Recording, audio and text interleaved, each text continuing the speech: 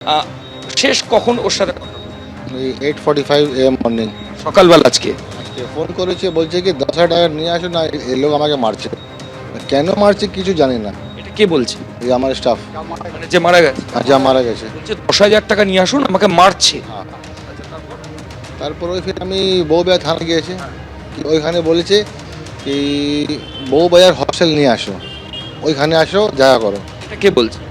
কি আমার স্টাফ বলেছে, আর পিছনে কিছু লোক ছিল। আপনারা তখন হোস্টেলে যাননি যখন মারধর? সির নাম জানি বউবাজার হস্টেল, কি ওইখানে অন্য অন্য জায়গায় গিয়েছে যে ও দেখ হস্টেল নাম ছিল। তো বউবাজার থানা থেকে আমাকে আরও একটা অফিসার সঙ্গে গিয়েছি আমি। তো ওইখানে গেল কি দেখা করা হয়েছে, তো ওখানে গেট খুলছে না, তো বলছে গিয়ে চুরি করেছে কিছু মোবাইল ফোবাইল, কালকে চুরি করেছে। তো ওই জন্য আজকে অ্যাজিউম করেছে কি আজকে এই ছেলে কালকে চুরি করেছে। গতকাল চুরি হয়েছিল মোবাইল। হ্যাঁ, তো আর আজকে অ্যাজিউম করেছে আজকে এই ছেলে চুরি করেছে, ওই জন্য মেরেছে। গেল কখন টিভি মেকানিক এরশাদ আজকে হোস্টেলে কখন? আমার পাশে কাজ করে আসছে, রাস্তায় আসছে, ধরে নিয়েছে। মানে রাস্তা থেকে ধরে হোস্টেলে ঢোক? হ্যাঁ হ্যাঁ, ঢুকে নিয়েছে। আমার এত মারেছে কি দুটো পা ভেঙে গেছে, একটা হাতটা ভেঙে গেছে। ফির হসপিটাল ট্রিটমেন্ট করতে করতে দেখেন 2-3 ঘন্টা পরে মারা গেছে। আপনারা এটা নিশ্চিত যে ওই হোস্টেলের যারা ছেলেরা তারা মারধর করেছে? কনফার্ম, 4টে পুলিশ লোক সব দেখেছে।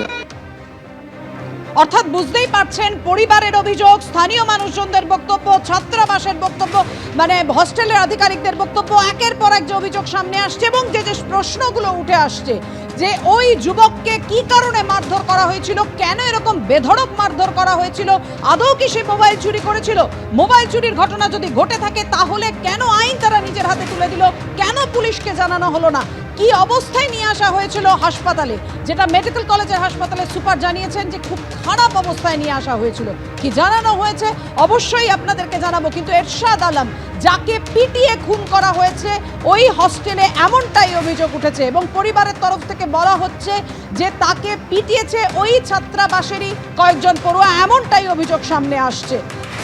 এবং পুলিশের তরফ থেকে জানানো হচ্ছে যে ময়না তদন্তের রিপোর্ট সামনে এলেই পুরোটা পরিষ্কার হয়ে যাবে। কিন্তু এখনো একের পর এক যে প্রশ্ন উঠছে সেই প্রশ্নের উত্তর অধরা, যে কেন মারধর করা হলো ওই যুবককে, মোবাইল চুরির অভিযোগই যদি সামনে আসে কেন তাহলে সেটা পুলিশকে জানানো হলো না। মেডিকেল কলেজের সুপার কি বলছেন দেখুন। যুবক আর কি খুব খারাপ অবস্থায় মেডিকেল কলেজে আসে, তখনও কথা বলতে পারছিল আর কি। তো আমাদের এখান থেকে ইমিডিয়েট যা যা ব্যবস্থা, মেডিকেল সাপোর্টটা দেওয়ার চেষ্টা করা হয়, কিন্তু মারা যায় আর কি, কিছুক্ষণের মধ্যেই মারা যায়। ফলে আমরা সাথে সাথে পুলিশকে জানিয়েছি সমস্ত বিষয়টা, পুলিশ ইনভেস্টিগেট করছে এবং আশা করা হচ্ছে যে কাগজপত্র রেডি হলে কালকে হয়তো পোস্টমর্টমটা হবে, তখন বোঝা যাবে যে ঠিক কি হয়েছিল